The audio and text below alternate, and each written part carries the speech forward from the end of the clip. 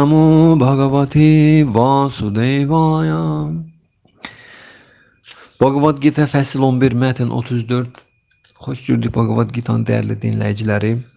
Bizim Bhagavad Gita'dan seminar mühazirəmiz davam edir. Biz Bhagavad Gita'nın 11-ci fəslindəyik. Fəslin adı Vishvarupa Darshana Yoga.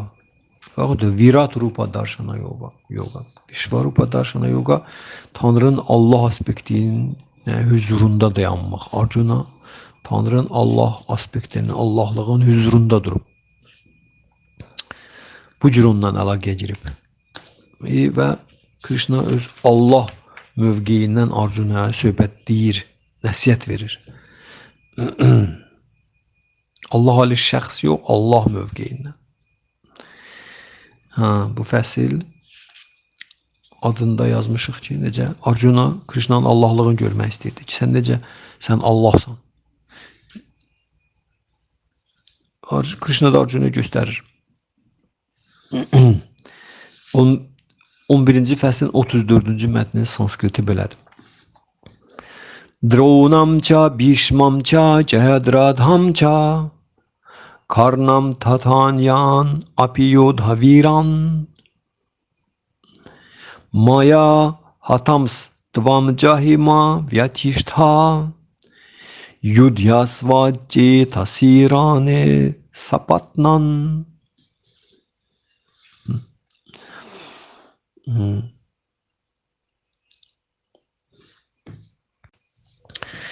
Belə deməli beytin Azərbaycandan tərcüməsi. Burada görürsünüz viran sözü var. Karnam Tathanyan Apiyodha Viran. Ama Azərbaycan dilində viran sözü var, bilirsiniz də. Viran. Deyirlər ki, viran qoymaq ya virana qalsın. Həmən sözdür buradakı. Bu həmən mənanı daşıyır viran. Viran dağıdıcı deməkdir burada. Döyüşçü, döyüşüb dağıdan deyirlər. Yodha viran. Yodha döyüşçüdür, viranda döyüşçünün döyüşüb, nə döyüşüb hər yeri dağıdır da, viran qoyur. Belə bir söz var Azərbaycanda. Həmən sözdür. Eyni məna da daşıyır burada. Sanskrit dilindən gəlir. Gördünüz? Viran. Viran qalmaq. Tərcümə. Mən artıq Dronanı, Bhishmanı, Jayadradhanı, Karnanı və digər böyük döyüşçüləri məhv etmişəm. Buna görə də heç nədən narahat olmadan onları öldürə bilərsən. Sən sadəcə olaraq vuruş. Sən döyüşdə düşmənləri məhv edəcəksən. Krishna Kirin burada bitirdi. 3 beyti oxuyum. 3 beyt Krishna Arjuna'ya cavab verir. Arjuna deyir ki, ey öz görkəmi ilə hamını dəhşətə gətirən hökümdarları, xahiş edirəm, de sən kimsən? Arjuna Krishna'nın Allahlığını görəndən sonra, qorxuya düşəndən sonra dua eləmək mövqeyinə girib Arjuna yalvarır, rəhm diləyir Arjuna Krishna'dan. Sən kimsən? Mən sənə öz ehtiramımı bildirirəm. Xahiş edirəm, mənə rəhm elə. Baxın, sən əzəli Allahsan. Mən sənin kim olduğunu və sənin vəzifənin nədən ibarət olduğunu bilmək istəyirəm. İndi buna Krishna Arjuna'ya ilahi görmə qabiliyyəti verdi. Arjuna Krishna'nın Allahlığını gördü. Allah'a kim təzahür etdirdi özündən? Krishna. Allah ali şəxs. Çünki Krishna deyir ki, məndən yüksək həqiqət yoxdur. Tərsinə fikirləşmək olmaz ki, Allah var, Allahdan Krishna təzahürlü. Bu səhvdir. Bildinizmi? Bu səhvdir. Bu impersonalistlərin mövqeyidir. Yəni Allah'a şəxsiyyət saymayanlar. Amma kim ki Allah'a şəxsiyyət sayır, o ki Allah ali şəxs özündən törədir bütün hər şeyi. Hökmü, hakimiyyəti, qüdrəti, əzəməti, bunların hamısı onun şəxsiyyətindən törür. Allahlıq da onun qüdrətidir, böyüklüyüdür, əzəmətidir. Və onu 10-cu fəsildə Krishna sadalayır sözlə. Mütləqin əzəməti, yəni Allahın əzəməti. Mütləq Allah. Ondan sonra Arjuna Krishna'nın danışdıqlarını görmək istəyir. Deyir, göstər mənə. Krishna da göstərdi. Göstərəndən sonra Arjuna qorxu, dəhşətə gəlir. Dəhşət hissi yaşayır. Sözün əsl mənasında. Qorxu hissi yaşayır. Və o dərəcəyə çatır ki, Krishna deyir ki, mənə rəhm elə. O deyir, görürsünüz, İslamda təbliğləri Allahı rəhim və rəhman. Orada da Arjuna kimi dualarla doludur böyük. Hər şeydə Allaha deyirlər, rəhm elə bizə ey Allahımız. Bizə rəhm elə, bizə rəhm elə. Görürsən bu İslam fəlsəfəsinin aparıcı şeylərindəndir, terminlərindədir. Allah rəhim və rəhmandır. Bizə rəhm elə ey Allahım. Eyni sözü Arjuna burada deyir. Görürsünüz, Krishna deyir ki, mən səndən xahiş edirəm, mənə rəhm elə. Rəhmin gəlsin mənə. Arjuna Krishna'nın yaxın dostudur. Amma onun Allahlığını görəndə göründəcinə çöpdür. Onda növbəti beytdə deyir ki, Shri Bhagavan Vacha Kalosmi Lokakshatkrit. Kalosmi deyir, mən bütün dünyaları dağıdan zamanam. Arjuna sən kimsən sualına cavab verir Krishna. Hansı aspektindən? Allah aspektindən. Allah kimi. Mən bütün dünyaları dağıdan zamanam və buraya bütün insanları məhv etmək üçün gəlmişəm. Sizdən, yəni siz 5 qardaş, Arjuna 5 qardaş, sizdən savayı hər iki tərəfin bütün döyüşçüləri məhv olacaq. Hər iki tərəfin. Demir ancaq bir tərəfin. Buna görə də qalx, döyüşərək şöhrət qazan. Düşmənlərinə qalib gəlib Firavan şahlıqdan həzz al. Mənim planıma görə artıq onlar ölmüşlər. Sən isə ey Savyasaki Arjuna, bu döyüşdə yalnız mənə vasitə ola bilərsən. Vasitəçilik edirsən sən. Bugünkündə davam edir. Mən artıq Dronanı, Bhishmanı, Jayadratranı, Karnanı və digər böyük döyüşçüləri məhv etmişəm. Buna görə də heç nədən narahat olmadan onları öldürə bilərsən. Sən sadəcə olaraq vuruş, sən döyüşdə düşmənləri məhv eləyəcəksən. Görsən Krishna, bax burada bitirdi Krishna Arjuna'nın sualın cavabını ki, sən kimsən, mənə rəhmin gəlsin. Krishna da dedi mən kiməm. Mən zamanam gəlmişəm, buraya qalan toplanan insanların hamısını məhv eləyəcəm indi. Hamısını, hər iki ordudan. Bir dənə siz qalasınız 5 qardaş. Və burada bir yerdə Krishna Arjuna, üzr istəyirəm, Arjuna Krishna'nı təsvir eləyəndə burada deyir ki, Dhritarashtra'nın bu 26-cı 27-ci mətnlərdə 11-ci fəslin. Dhritarashtra'nın bütün oğullar, onların tərəfindən döyüşən hamısı, bütün şahlar, eləcə də baxın Bhishma, Drona, Karna və bizim sərsədələrimiz sənin qorxunc ağızlarına yönəlirlər. Yəni məhv olurlar. Burada da Arjuna'nın gördüklərini Krishna deyir. Mən artıq Drona'nı, Bhishma'nı, Jayadratanı, Karna'nı bunların hamısı məhv eləmişəm. Onu Arjuna da gördük. Bunlar hamısı Krishna'nın o qorxunc, dəhşətli, sonra iti dişləri, ağzından od püskürən, bax o ağızlara uçurlar. Aşağıdan yuxarı, yəni Krishna onları udur.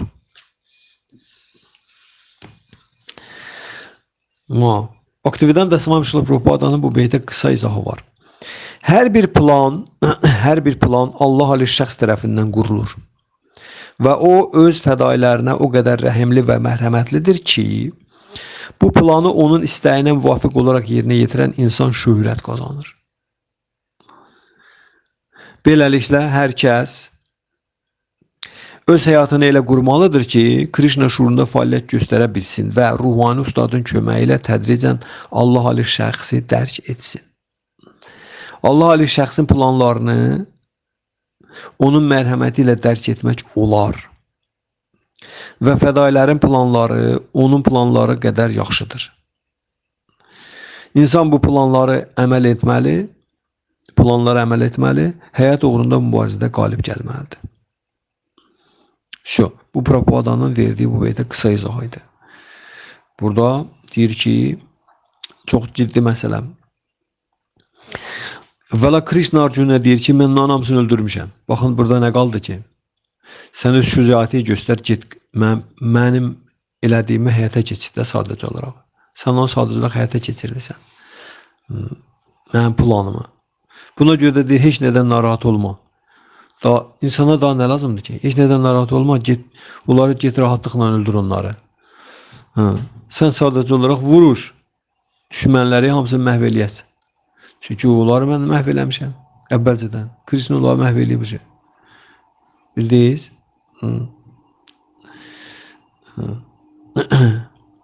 O siz buna oxşuyur biraz.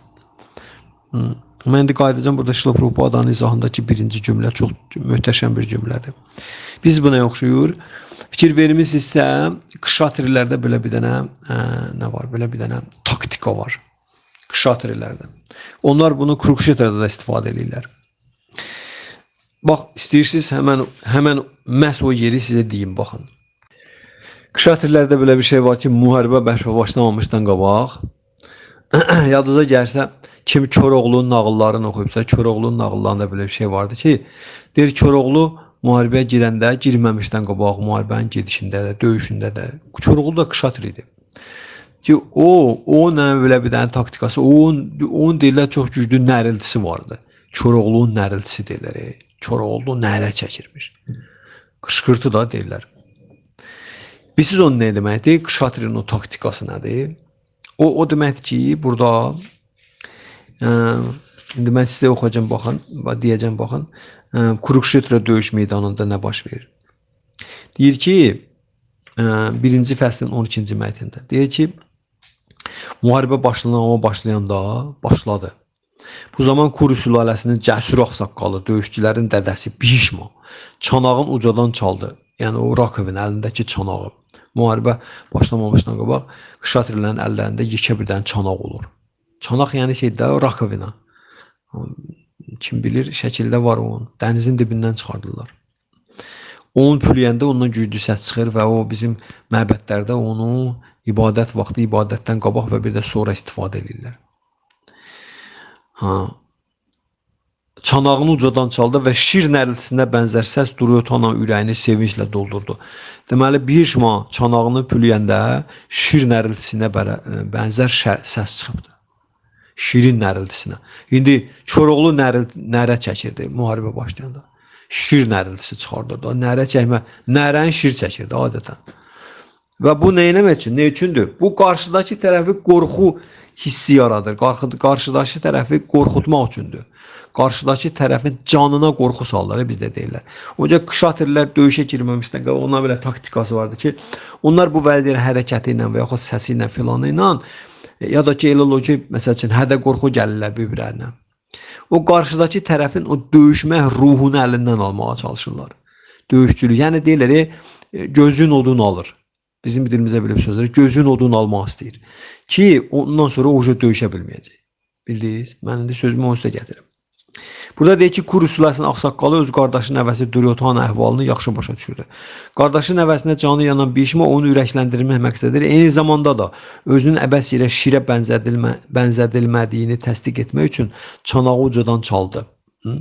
Çanağın səsi işarələrindən istifadə edərək o qardaşının sarsılmış nəvəsi Duryodhana dolayısıyla bildirdi ki, uca tanrı Krishna rəqib tərəfdə olduğuna görə onun döyüşdə qələbə çalacağına güman yoxdur. Gördünüz bunu? Bişmadev öz çanağın səsi ilə nə eləmişdi? Duryodhanaya sirayət eləmişdi.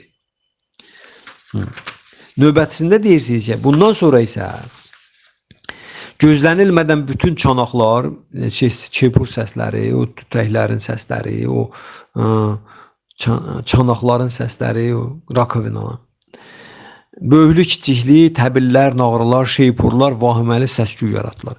Meydanın o biri başından isə deyir, Krishna ilə Arjuna öz ağ atları qoşulmuş böyük arabada dayanaraq öz transendental çanaqlarını səsləndirdilər.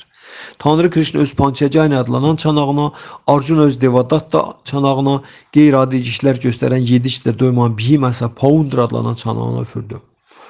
İşla Prabhupada deyir ki, Tanrı Krishna'nın bütün işlərinin ağası olduğu üçün bu beytdə Rishikesh adlanır.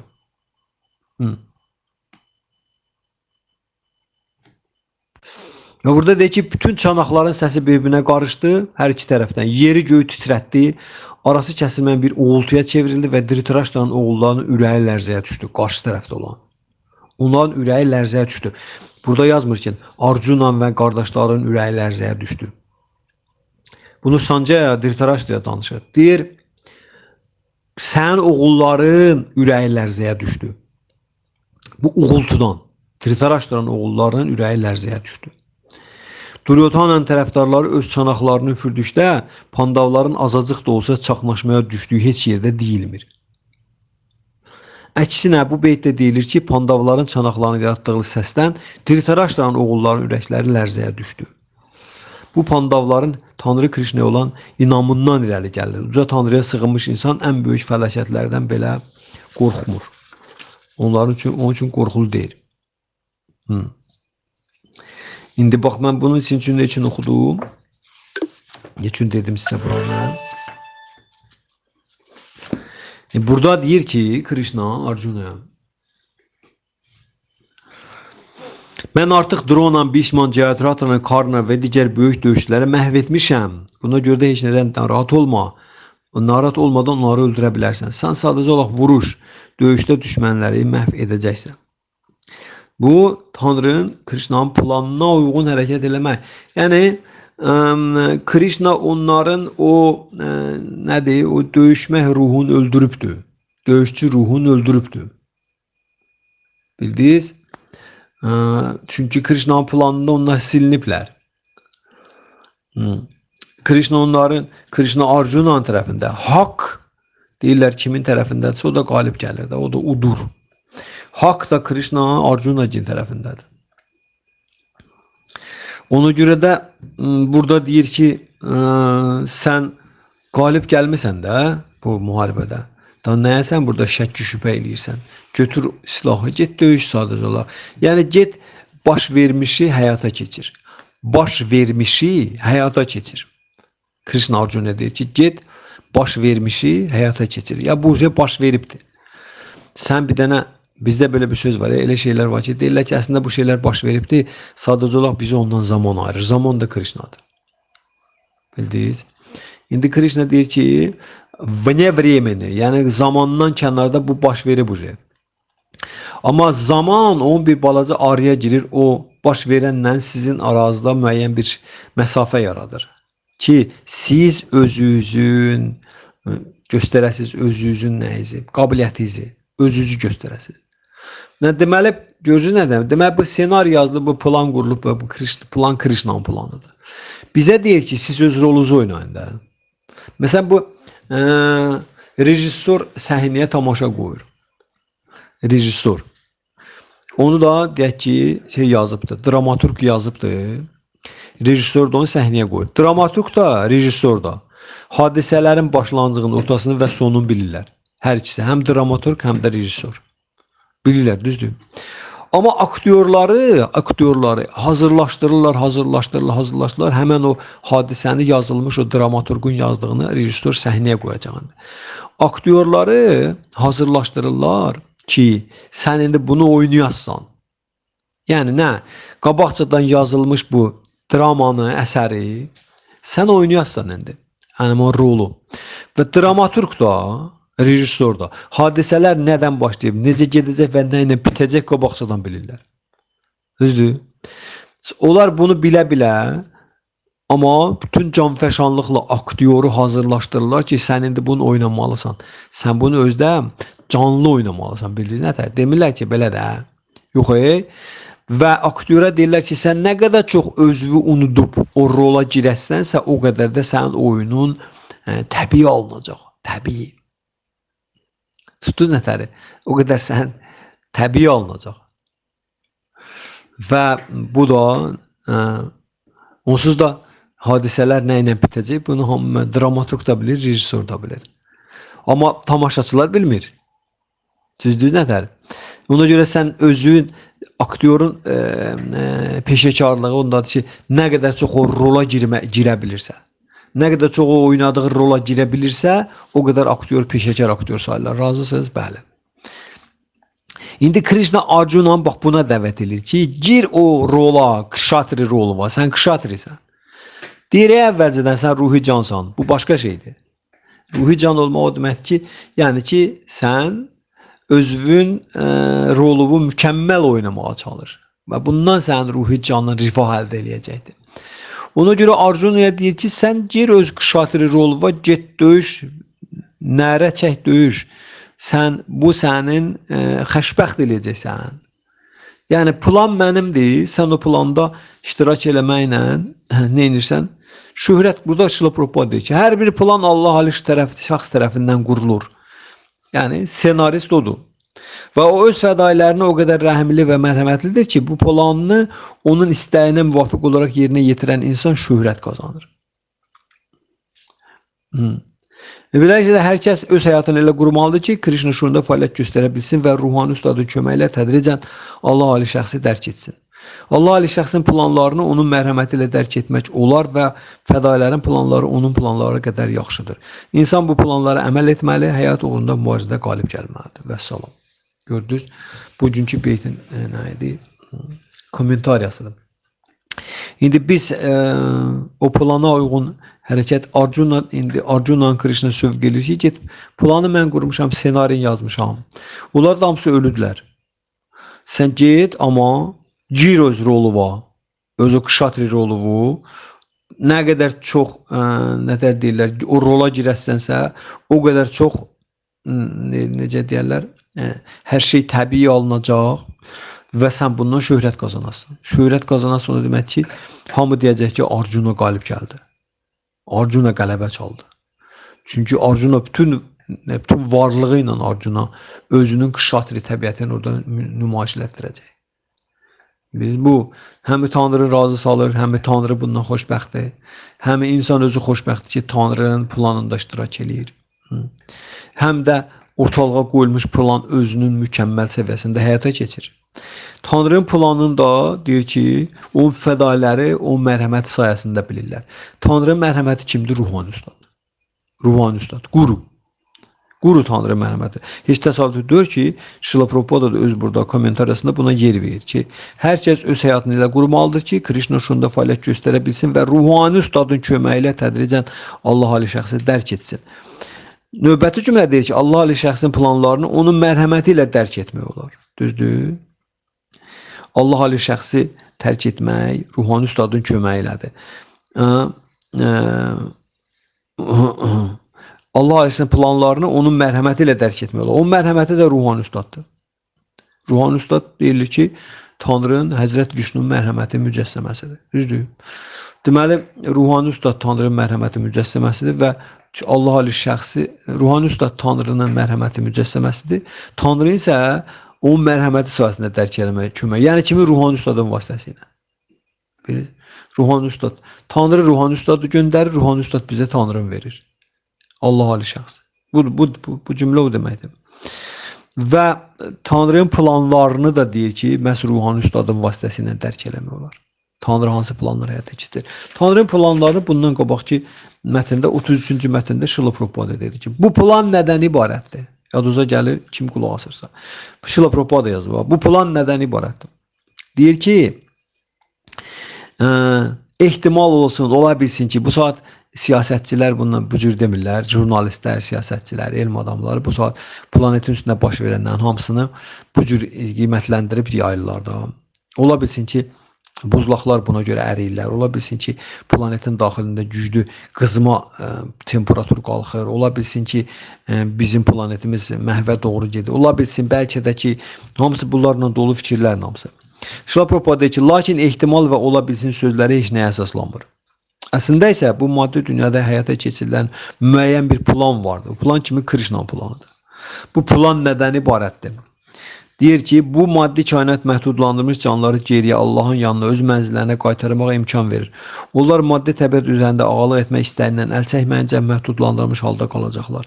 Lakin Uca Tanrının planını anlaya bilən və Krishna şuurunda özündə inkişaf etdirən insan hamıdan dərrakəlidir. Bu söz hara işarə eləyir? Sumetasa dərrakə deməkdir. Şrimad Bhagavatamda, Vedalarda əvvəlcədən belə bir yazı var ki, əvvəlcədən deyim də, prorochistva. Orada yazılır ki, Həzrət Şri Chaitanya Mahaprabhu kimdir? Deyir ki, Şri Chaitanya Mahaprabhu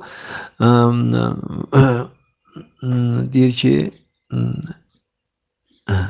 Krishna Varnam,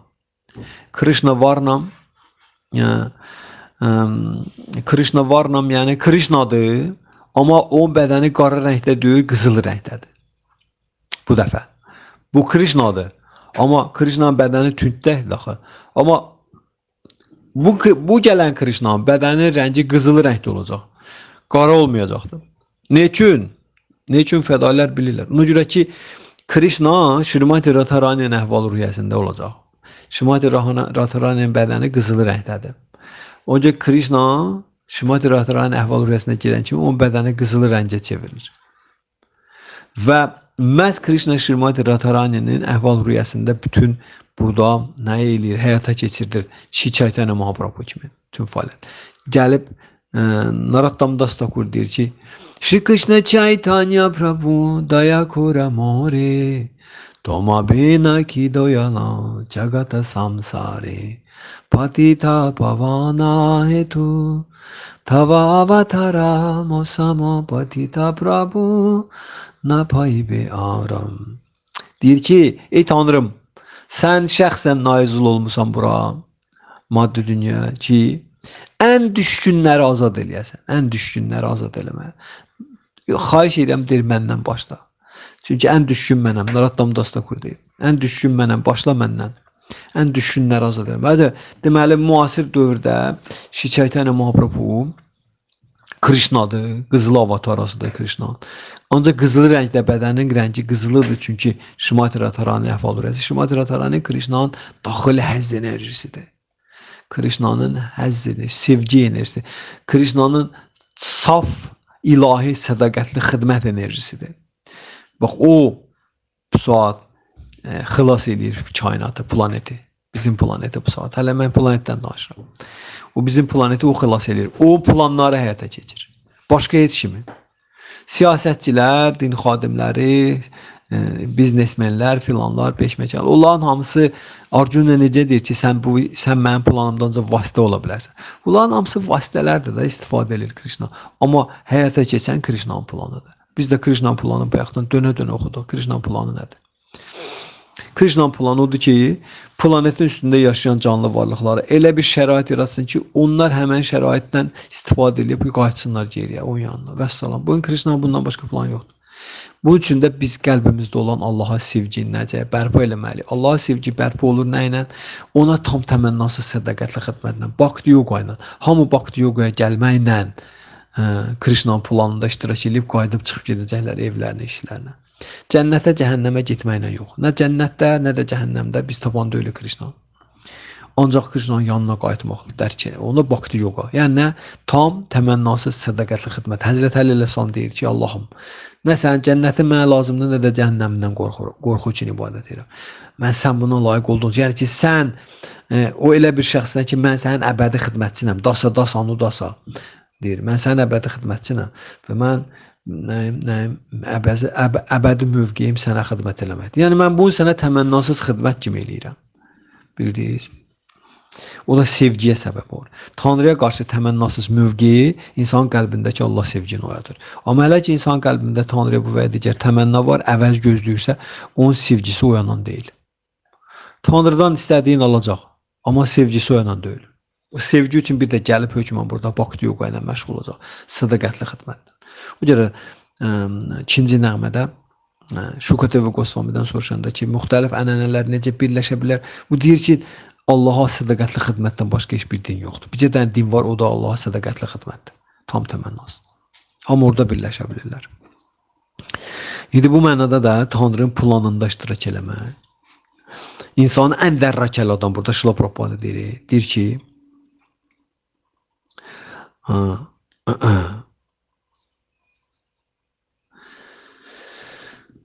deyir ki, burada oxuduq, dedi ki,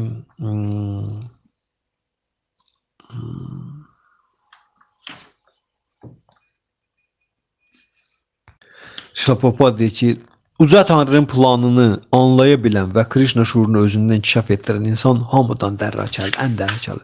Sumetasa, həmən o Chaitanya Mahaprabhu haqqında deyilən beytdə orada bir Sumetasa söz var. Sumetasa dərrakəli deməkdir.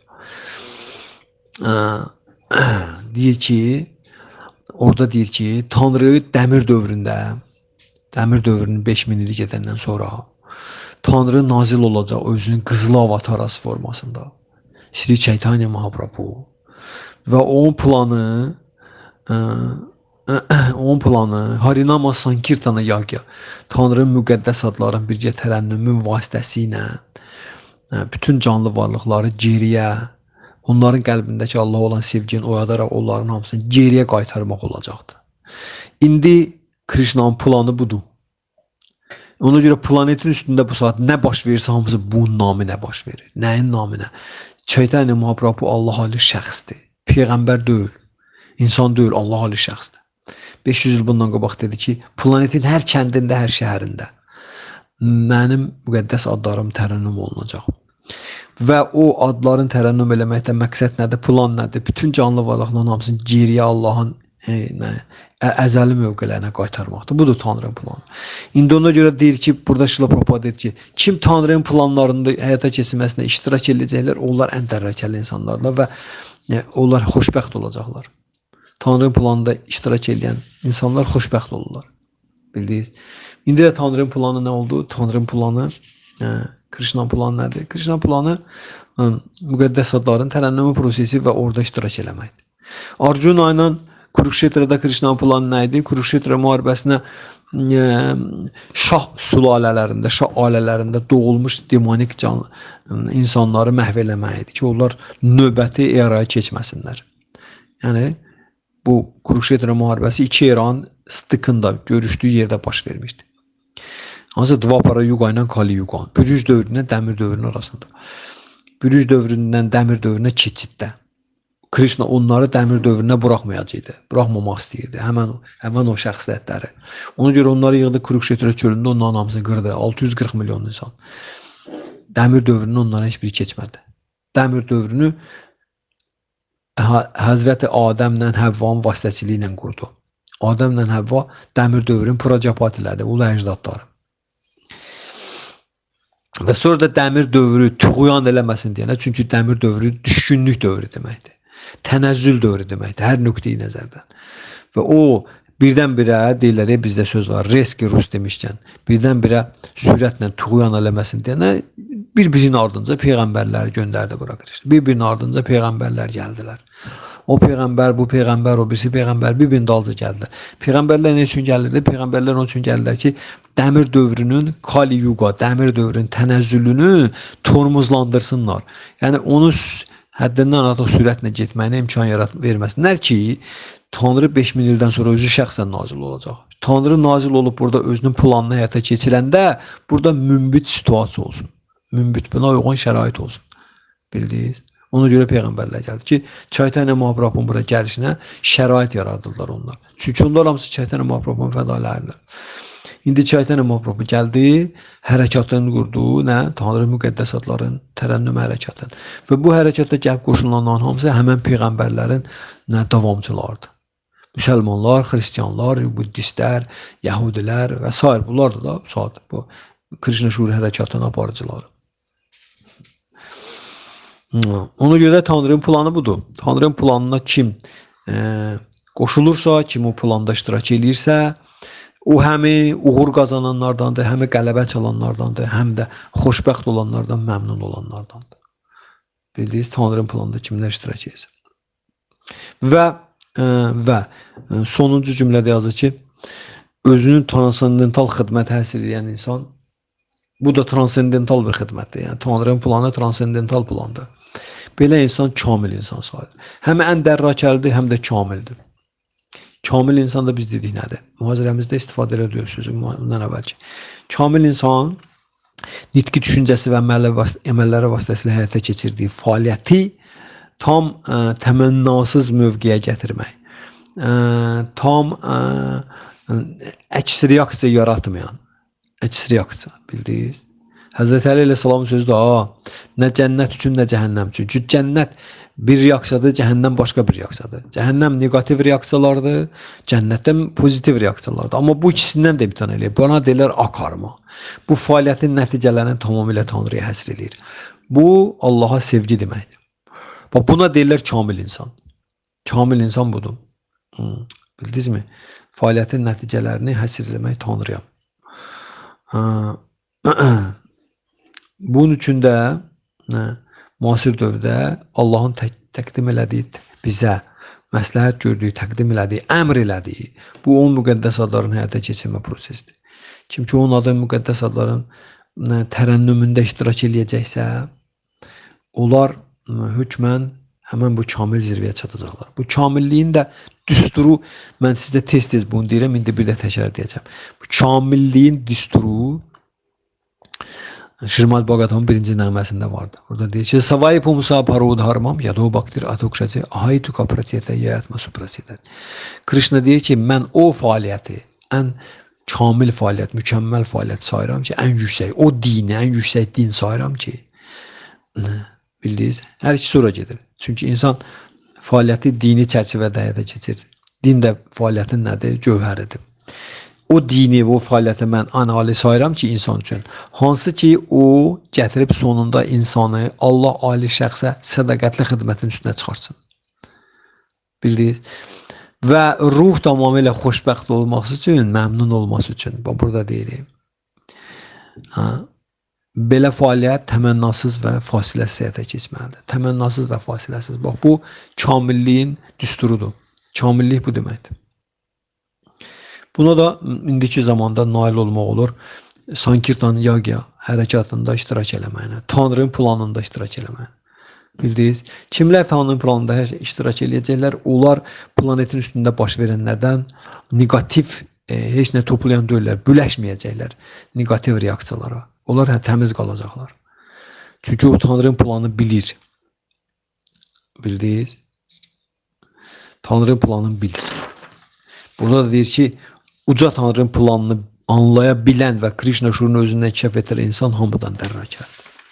Deyir, Sumetasa, Chaitanya Mahaprabhu'nun haqqında olan məsələdə, əvvəlcədən yazılmada, deyir ki, Tanrının qızıl avatarası gəlib öz planını həyata keçirdəndə ən dərrakəli insanlar ona qoşulacaqlar. Ən dərrakəli insanlar ona qoşulacaqlar. Ona qoşulanlar olacaqlar planetin ən dərrakəli insanları. Burada da dedi Şrila Prabhupada. Çünki Tanrının planında iştirak eləməkdən kim sizcə buna etiraz eləyə bilər ki, Tanrının planında iştirak eləməkdən yüksək məqam var, burada yox. O zaman prezident, ölkənin prezidenti bu saat nəsə bir şey həyata keçirdir. Kim prezidentin planında bilavasitə hərəkət edirsə, bəyəm o burada ən qabaqda gedən olmur, irəlidə gedir, baxsan. Hər şey ona, bütün qapılar ona açıq olur. Bütün qapılar ona açıqdır. Hara istəyirsən gir. Sən prezidentin planetin həyata keçirilməsində bilavasitə iştirak edir. Onun üçün burada hansı mane ola bilər? Heç bir. İndi bu ölkə daxilidir. İndi təsəvvür edirsiniz ki, kainatın prezidenti, Krishna kainatın prezidentidir. Kainatın. Yəni mən heç planetimizi demirəm. İndi o planın həyata keçməsində iştirak eləmək nə deməkdir sizcə? Onun da planı indi nədir? Sankirtana. Harer nama, harer nama, harer nama, eva kevalam.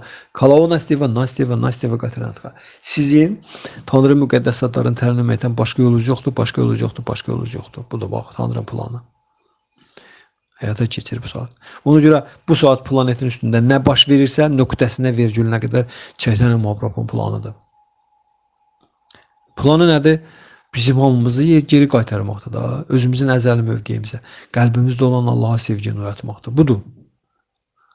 Biz düşünləşərək, həddindən ziyadə materiya ilə büləşərək, maddi enerji ilə, özümüzü eyniləşdirərək, burada qurmuşuq, bax belə, zavodlar, fabriklər, nəhəc megapolislər tikmişik, avtomobil, texnologiya, texnokratiya yaratmışıq və bunların içində dolaşmışıq. Bildiniz nətər? Və deyir, xəstəliyi yaradasan, sonra da onun müalicəsi üçün 100 cür dərmanlar kəşf eləməkdə itib batasan. Bildiniz və bunu özünün həyatın mənası eləyəsən. Çünki xəstəliyi yaratmışsan, indi ona dərman kəşf edirsən. O dərmanların kəşfini həyatın mənası eləmişsən. Düzdür nətər? İndi və yaxud da ki, lotka deşilib orada su da olur. Və sən də oturub o suyu çölə atmasan, o lotka batacaq. Və o suyun çölə atılması üçün cürbəcür qablar fikirləşirsən. Bu qabla atacaq indi. İndi bu qabla atacaq. İndi sən də at, sən də at, sən də at. O su da orada dolmağında davam edir başa düşdün. O qab kəşf eləməyi və o qabla suyu çölə atmağın texnologiyası, Elmlər Akademiyası, universitetin açmısan, adını qoymuşsan ki, biz tərəqqi eləyirik. Nə qab kəşf eləməkdə tərəqqi eləyirik. Suyu atmağa. Deyir, barmağın gətir kim sonra deşiyə bir dənə şey tıxır, deyir, bundan sonra mənası var. Bax, indi suyunu atmağın. O deşiyi tıxmayınca qədər sən nətər burada qab kəşf eləməyi özü həyatı mənası eləmsən. Deşiyi tıxdın, hə, ondan sonra qab suyu çölə ovucunla da ata bilərsən. Əssalam, heç lazım deyil qab kəşf eləmək. İndi buna bənzəyir ki, insanlar özlərini burada dolaşdırıblar, necə lazımdır. Nə? Texnokratiyada, texnologiyada. Sonra da o qayqa bolt istehsal eləməkdə, həmin o texnikalara nə deyirlər, zapaslı hissələri nə eləməkdə, istehsal eləməkdə böyük nəhəng fabriklər, zavodlar yaradıb orada küllü miqdarda insanlar işlətməyi, bunlara həyatların mənası sahiblər. Onun elmini, onun layihələr institutunu, onun da nələrini küllü miqdarda ortalığa. Amma bunların hamısı əslində hamısı illüziyadır. Maya xidmətdir. Bunu Bhagavad Gita 1-ci səhifəsindən sonuncu səhifəsinə deyir. Şila Prabhupada bütün mühazirələrində deyir. Həzrət Məhəmməd Məsudullah, İsa əleyhissalam, bütün müqəddəslərin, möminlərin hamısı bunu deyir. Hamısı. Deyir, sən təbiətin bir hissəsisən. Bax gör, təbiətdə canlılar nətər yaşayırlar. Onların avtomobili var, onların zavodu var, fabriki var, yoxdur. Onlar 4 dənə heyvani istikli sizdən yaxşı həyata keçirdilər. Təbii olaraq. Yemək, yatmaq, seks bir dözü qorumaq. Amma insanlar gör nə qədər oyun çıxardılar baş özünə. Amma bunların hamısı insana heç bir lazım deyil əslində. Amma indi eləmisiniz Çaytana Muhabbət deyir, əcəb eləmisiniz. Qoq alıb da, evi yoxdur, eləmisiniz. Da indi bir oyundur da çıxartmısınız. Götürün müqəddəsatları tərənnüm eləyin, o sizə kömək eləyəcək ki, bu elədiklərinizin mənası olsun. Bu bizi nə oxşuyuruq? O iki dənə nümunə deyim, söhbətimizi yekunlaşdıraq. Bir nümunə odur ki, mən deyirdim ki, maddi dünya nədir? Bataqlıq prinsipi nədir olur? Bataqlıq demək ki, burada özünü xilas eləmək üçün nə qədər özünü çabalasan, o qədər bataqlıq səni soracaq. Bütün bizim yaratdığımız texnokratiya, texnologiya filan beşməkən gör ki, bundan biz özümüzü xilas edəcəyik. Nədən? Xəstəlik, qocalıq, ölümün əlindən. Elə deyil? Yox. Amma xilas olub yox, olmuyor. Heç bir texnologiya bizi bu 4 dənə bəladan xilas edə bilməyibdir. Əksinə bu bəlanı biraz da yaxınlaşdırıbdır. İnsanların ömrü gödələ gedir. Kütləvi qırğın silahları istehsal ediblər. İskustveni süni qidalanma, süni yaşayış, hər şeyi süniləşdiriblər. Bu da insanın qocalığın ölümünü daha da yaxınlaşdırıbdır. Xəstəlik, epidemiya baş alır, gedir həmən dəqiqə. Görürüz, yəni bu insanın özünü xilas eləməyə, xəstəlik, qocalığın ölümünün əlindən xilas eləməyə cəhdi onu biraz da burada neynir? Cəhalətə bura biraz da batırır, illüziyan dərinliyinə. Faktdır bu, göz qabağındadır. İnanc deyil ki, düzdür. Ona görə belə insana bu cəhalətin içində olmayan, yəni bataqlıqda batmayan, qıraqda ayağının altı bərk olan adamın əli uzadanda əl atmalıdır. Bax, buna da deyirlər transendental bilik. Buna deyirlər Tanrının əli uzanır. Tanrı öz əlini uzadır. Nə ilə? Peyğəmbərin vasitəsilə, imamın vasitəsilə, müqəddəs kitabla bugünkü gündə də Şri Çaytanya Mahaprabhu əlini uzadır. Deyir ki, gəlin də, nə ilə? Çox sadə bir proses təklif edir. Tanrı müqəddəsatların tərənnüm eləyin, oxuyun, oynayın, görün, müharibə qalacaq planetin üstündə. Yox. Epidemiya qalacaq, yox, heç nə qalan deyil. Bizə də nə? Tanrının planında iştirak eləyin. Vəssalam, planında müqəddəsatların tərənnümü prosesidir. Vəssalam, başqa plan yoxdur ki. İndi biz eyni zamanda da başqa nümunə. Biz eyni zamanda da bizim özümüzü xilasımız və s. bunu ipək qurduna oxşuyur. İpək qurdunu xəyalınıza gətirin. Kim bilir ipək qurdu nədir? İpək qurdun tutun yarpaqlarını atırlar, ipək qurdu onu yeyir. Sonra ipək özündən istehsal edir. Nə edir? Fırladır öz ətrafına. Bunun işinə baxın. İpək qurdu həmin ipəyi öz ətrafında dolaşdırır, qalır onun içində. Özü də qalır onun içində. Çıxa bilmir oradan. Və bundan insanlar istifadə edirlər, ipək istehsal edirlər. Amma o ipək qurdu özü öz fəaliyyəti ilə özünü yaman günə qoyur. Bildiniz? Bu da bizim həmən bax bu Tanrının planından bir xəbər olaraq burada özümüzdən planlar düzürük. İqtisadiyyat planları deyirlər. Filan ölkənin iqtisadi planları. Prabhupada gülür deyir, nə iqtisadi planı ki? Hansı iqtisadiyyatdan, hansı plandan danışırsınız? Burada plan bir dənə Allahın planıdır. Sən o plandan xəbərin olmasa, yerdə qalan planların hamısı şeydir, boş vaxt itirməkdən başqa bir şey deyir. Sən vaxtı itirsən, dəyərli insan həyatı izafi istifadə edirsən, çürüdürsən gedir. Tanrının planı qrupdur, planı Tanrı qrupdur. Burada deyir Prabhupada, baxın hələ, izahda. Hər bir plan Allah şəxs tərəfindən qurulur. Və öz fədailərinə o qədər rəhimli, mərhəmətlidir ki, bu planı onun istəyinə müvafiq olaraq yerinə yetirən insan şöhrət qazanır. Vəssalam. İndi sən burada qurduğun planların nə mənası var? Bizcə fikirləşin görün hələ bundan sonra. Biz iqtisadi planlar cızmışıq. Hələ qabaq Sovet hökuməti vaxtında 5 illik planlar var idi, nə bilim. Sonra hansı planlar vardı? Cürbəcür belə planlar vardı. Planlı iqtisadiyyat qurmuşlar. Planlı və ekonomika. Vəbşə gülüncüydü. Çünki Sovet hökuməti Şudra hökuməti idi. Şudra 4-cü sort insanların hökuməti. O belə, mən burada dayanıram, hamıza diqqətinizi görür, minnətdarlığımı bildirirəm. Söhbətlərimiz davam edir bu səfkidə, bu əhval-ruhiyyədə. Kim üçünsə maraqlıdırsa davam eləsin, qulaq assın, həyatını kamilləşdirsin. Burada deyilən kimi. Kimisə də sual olarsa, iradə olarsa, nədən narazıdır, buyursun, mənə yaza bilər şəxsi səhifədə. Mən Tanrı mərhəmət sayəsində çalışıram, neyim, cavablandırım. Hare Krishna.